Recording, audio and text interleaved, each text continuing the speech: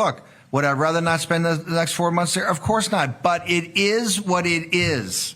And here's what I know. My team and our audience will step up to the plate. That's why Next Man Up, because this is a 20-year project to take our country back. A lot of us are not going to be around in a couple of years.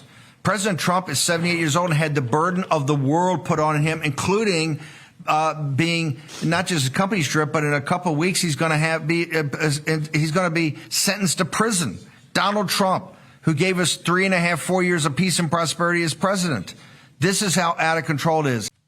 Oh, what she's doing is she's trying to get out the visual and the idea of assassinating Donald Trump. This is where this is headed. I hope everyone understands, whether it be Julius Caesar, Julius Caesar, Abraham Lincoln, John F. Kennedy, Malcolm X, Martin Luther King Jr., Bobby Kennedy.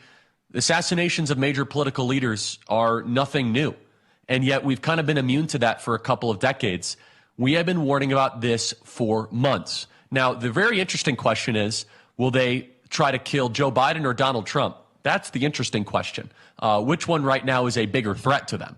And that I'll let the audience kind of ruminate on that question.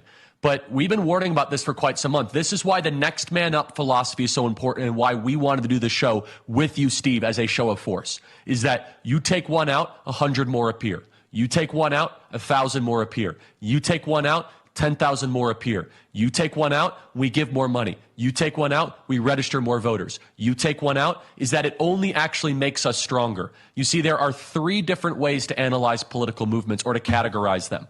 There are the fragile, the durable, and the anti-fragile. This is from Nassim Taleb, which is a phenomenal book.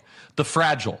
The fragile is the Mitt Romney Republican Party. That is the Paul Ryan Republican Party. You say one bad word about them, they collapse, they bend a knee, they surrender, and they're relentlessly apologizing, and they're spineless. Then there is the durable.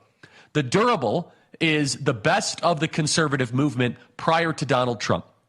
That would be the conservative movement that always held on, and they put up a good fight, had some fortitude, but didn't quite have enough to be able to endure the grind or the slog of the activist regime media. And then there is the anti-fragile. I encourage everyone to read the book Anti-Fragile. In the book Anti-Fragile, Nassim Taleb argues that there are unique people, organizations, movements, restaurants, companies that actually get stronger the more pressure and opposition that is applied upon them. And when you find an anti-fragile movement, that their life force is actually what ends up being opposition. That is Donald Trump. Has anyone noticed that Donald Trump looks younger, stronger, more full of life and vitality after the indictments than before the indictments? It gives him purpose, reason of being. It gives him a telos, as the Greekers would say, or a teleological purpose for existence. This movement that we are part of right now, that historians will write about for the next 1,000 years. Let me say that again. This movement that you are part of will be written about for the next millennia. People do not remember the many movements from 400 or 500 years ago. Maybe a little bit here, English Revolution or whatever. This movement will be written about for 1,000 years. And when the history books are written, it will befuddle historians 600, 700, 800 years from now. Why is it that the people that had so much to lose, the Steve Bannons, the Peter Navarros, the Donald Trumps, they kept on doubling and tripling down? Because full of fortitude and that resolute spirit, we have the chance to influence the arc of history, as the left-winger Hegelians would always say. The arc of history always bends towards justice. How about this? The arc of history will bend back towards citizen-led government, not subjects, not slaves. And we will use this dark moment as they cart you off tomorrow, Steve, and put you in handcuffs, and we say goodbye for 123 days. For 123 days, I will work harder than I ever have my entire life. This is repulsive. This is disgusting. It is outrageous. And it is a call to action for every citizen watching right now to do more. You are not doing enough.